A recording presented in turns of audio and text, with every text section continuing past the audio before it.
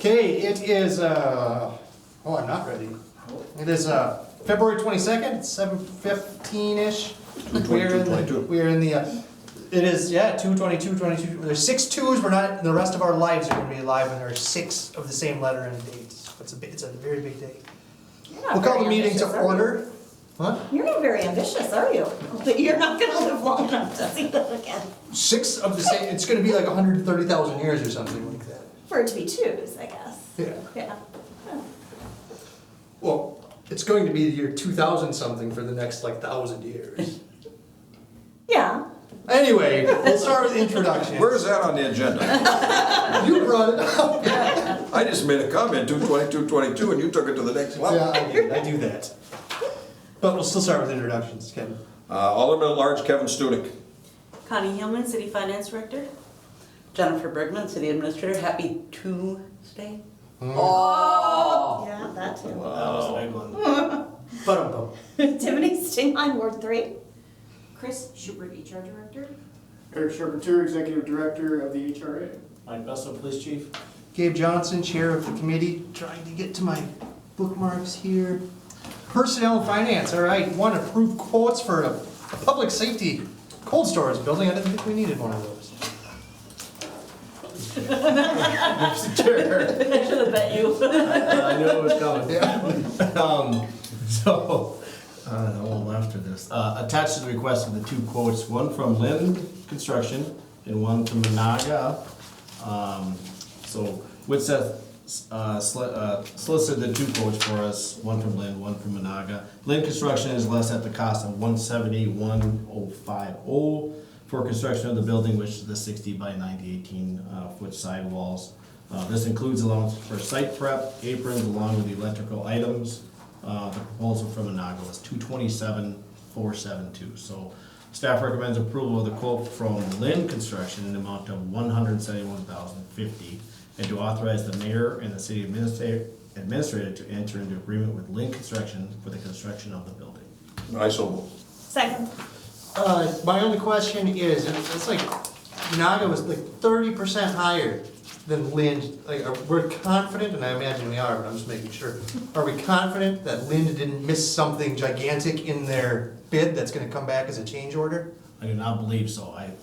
My guess in the building world right now is Monaga, any builder out there right now, because I'm building, is that they're so busy, and if you want it, you're gonna pay for it. Yeah, okay, so they're booked out, and they're like, fine, if you wanna give us 227, we'll come and do it. Okay. For example, a local business said we are taking orders for 2023 already to build pole barns. So Yeah. just, it was interesting. Yeah. Any other discussion? Hearing none, we'll vote. All in favor, say aye. Aye. Opposed, same sign. That motion carries. Next up, the Community Service Officer Wage Adjustment. Okay, that's this one. Okay, 2022 budget, what we did is we went to $16 per hour for the CSOs, and that's what the current budget was. That's what we'll be asking for going forward for new hires. However, we didn't adjust and we need to make the adjustment for our current community service officer, Nicholas Karznia, Mason Barton, and Brevin Lesler, who are still at the 2021 rate of $14 per hour. And so the recommendation is approved Nicholas Karznia, Mason Barton, and Brevin Lesler wage adjustment to $16 per hour, retroactive to January 1st of 2022, which is in the 2022 budget. I so move. Second. A motion and a second. Any discussion? Hearing none, we'll vote. All in favor, say aye. Aye. Opposed, same sign. That motion carries. Next up, the CSO. You're busy today. Yes. And for the last one, current community service officer level is at 3 with 2 CSOs attending college. That's a real struggle, especially with the school conflicts. And so the schooling right now is they pack them full, and they can maybe work 1 day or 2 days and only for partial shifts. So, and we've done this in the past as part of the alternatives that we've had, up to 5 CSOs at one time just in order to get all of our hours in and allow some flexibility within the schedule. So the hiring of additional CSOs need to ensure we have ample coverage for the assigned duties. Interviews of potential candidates were conducted, and Janie Ziegler was selected and hired on February 16th of 2022. So this is ratifying, the recommendation is ratifying hiring a community service officer, Janie Ziegler, starting at $16 with an effective date of February 16, 2022.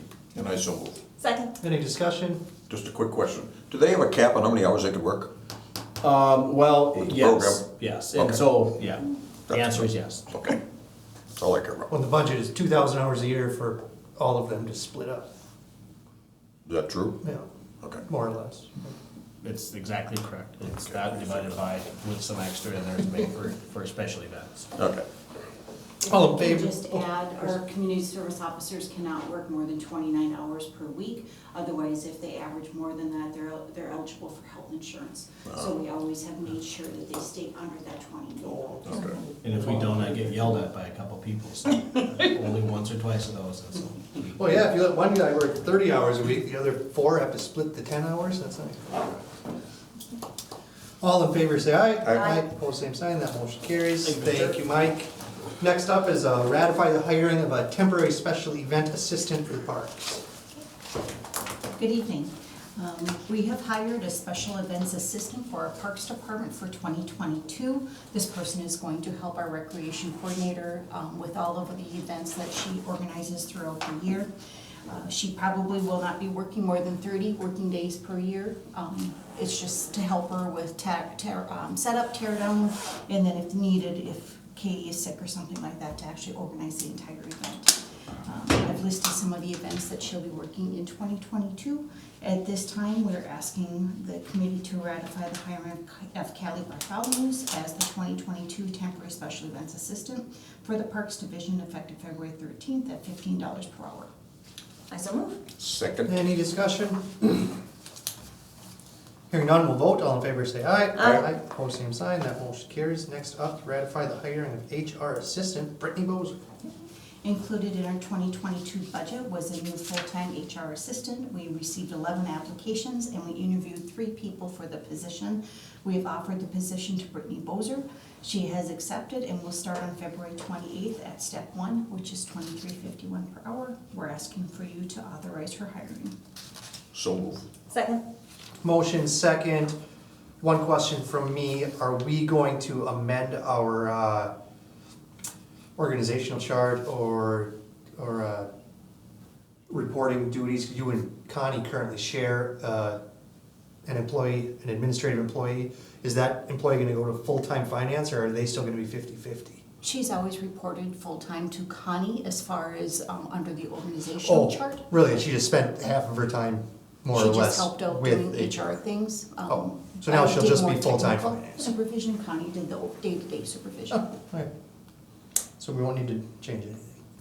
We will need to change it to add this position. We usually do it when we do the audit for that year. Okay. Make sure it's ready. Excellent. Any other questions? Yep. Hearing none, we vote. All in favor, say aye. Aye. Opposed, same sign. That motion carries. Next up, approve the City Administrator Bergman's advancement to step 3. At the last council meeting, the council held City Administrator Bergen's 2021 performance review. She received an achieves expectation performance review rating. Since she was hired on January 6th at step 1, there's some ambiguity in our employee policy manual as far as the effective date.